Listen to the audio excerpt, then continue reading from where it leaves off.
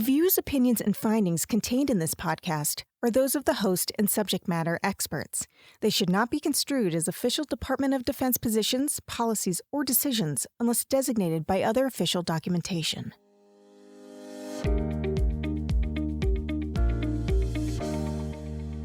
Every March, we observe Brain Injury Awareness Month to educate the public about traumatic brain injury, or TBI.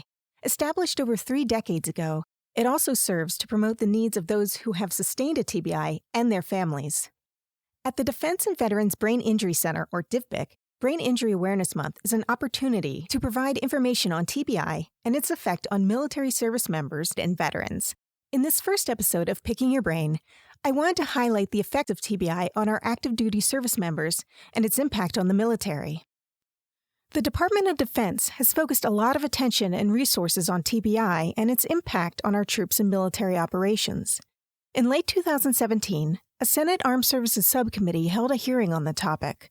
Personnel Subcommittee Chair Senator Tom Tillis of North Carolina. The Personnel Subcommittee of the Senate Armed Services Committee meets this morning to receive testimony from government and civilian witnesses on traumatic brain injury. From 2000 through the first half of 2017, the Department of Defense diagnosed over 370,000 service members with TBI. As a nation, we must pursue multiple approaches to understand better the chronic effects of mild TBI, including the long-term neurodegenerative problems associated with multiple concussive injuries.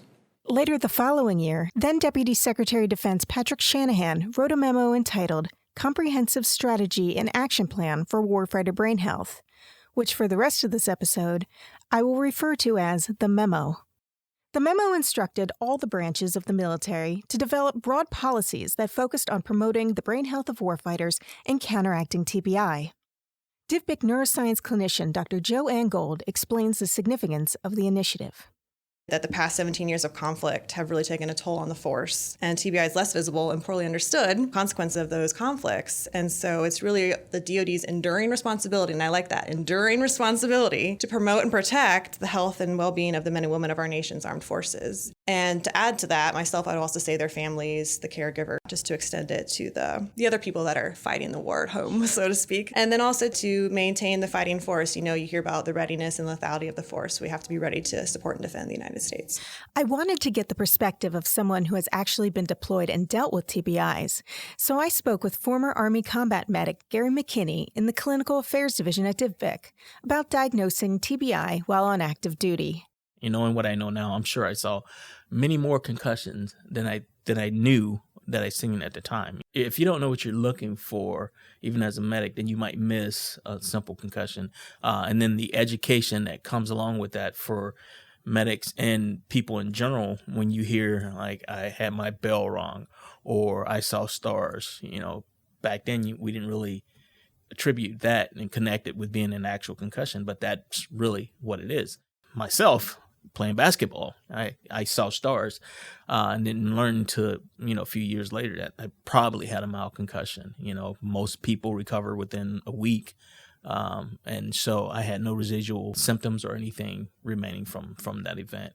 You know, even when you're in combat, you're preparing to go out of the wire. You're preparing to do certain things. People get hurt just from training. People get hurt just from daily operations within a FOB, a forward operation base. And then you have the actual combat. You know, there's IEDs, vehicle rollovers, some of the things that you might see other than IEDs and garrison training accidents. Those actually happen in combat as well. The blast exposures, those different type events. So there's multiple ways to be injured and sustain a concussion in combat.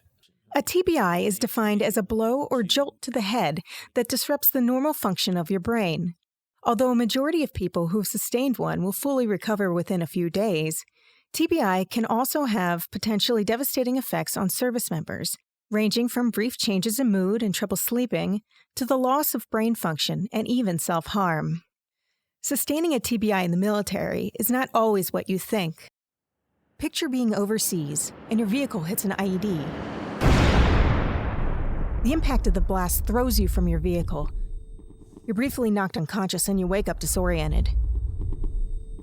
You might think that combat scenarios like this are the most common way service members sustain a TBI. However, only about 20% of TBIs are sustained while in a deployed setting.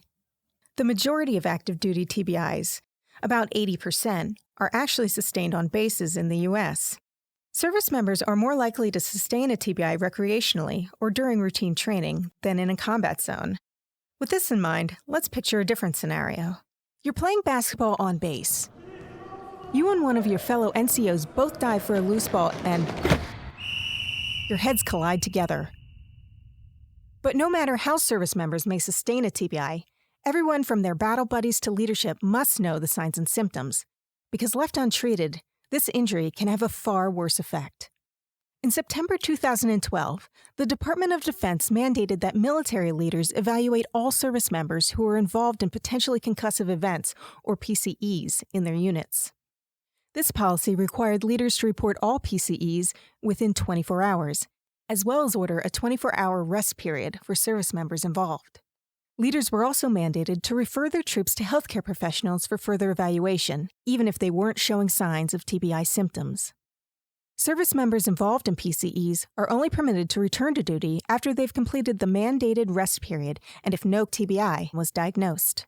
This policy is important because it allows leaders to further protect their troops, because, as Dr. Gold states, service members may choose to overlook any TBI symptoms to continue supporting their mission. And I think we also have a predisposition to put others before ourselves. And I think the fact that service members volunteer to serve, we actually have selected this particular population that will put themselves, last and put others first.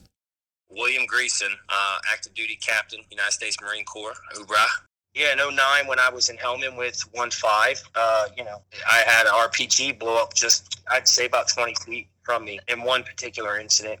It's hard to self-diagnose when you aren't able to see yourself, It takes people that are around you to know that you're having these issues because you're just frustrated, and you're trying to just sign it off as, of course, I'm just getting reset here.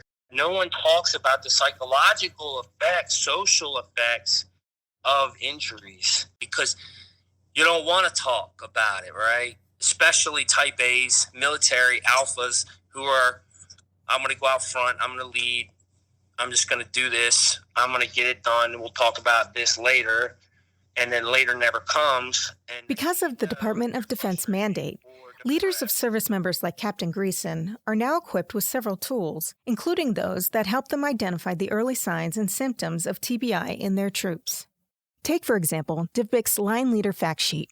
In addition to describing the responsibilities of leaders in the mandated policy, it provides instructions on how and when to evaluate service members involved in a PCE while deployed. DivBIC Dissemination Specialist Heather Kopf explains how leaders can use this information. So the TBI Line Leader Fact Sheet for traumatic brain injury provides the line leader or commander themselves the signs and symptoms of traumatic brain injury, how to look out for that, and why it's important to get that service member treated or seen for screening. So the fact sheet goes through what a potentially concussive event is and what to look out for their service members, as well as how to recognize the signs and symptoms of TBI, what we call the HEADS acronym. So including headaches and or vomiting, ears ringing, amnesia, altered or loss of consciousness, double vision and or dizziness, or something feels wrong or just not right. And so through using any of those signs, we know that there might have been a concussion in that service member and they need to go get screened. I think the importance of making sure that people are aware of TBI is because it's so prevalent. TBI affects everybody. We are there for our service members and veterans. We're there to make sure that they know what to do to protect themselves and protect each other, and what to do in case they do get a concussion or a TBI in order for them to recover and be mission ready once again. In addition to fact sheets, DivBIC has another great resource for TBI information. The Ahead for the Future initiative provides resources to help military and veteran communities prevent, recognize, and recover from TBI. Through their TBI Champion video series, Ahead for the Future tells the real stories of service members and veterans, their TBI diagnosis, and their road to recovery. My team aims to provide a network of resources that highlights the signs, the symptoms, and treatment of TBI through the power of storytelling and dedication of sharing information.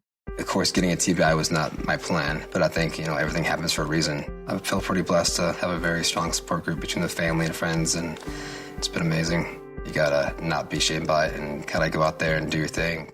For more information about DivBic resources featured in this episode, go to divbic.deco.mil/resources.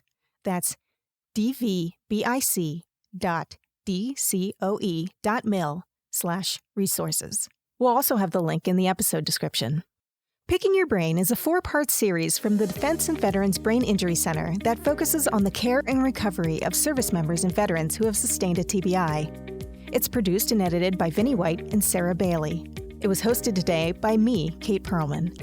On the next episode of Picking Your Brain, we'll cover the Veterans Administration's dedication to TBI prevention and recovery through their VA polytrauma system of care.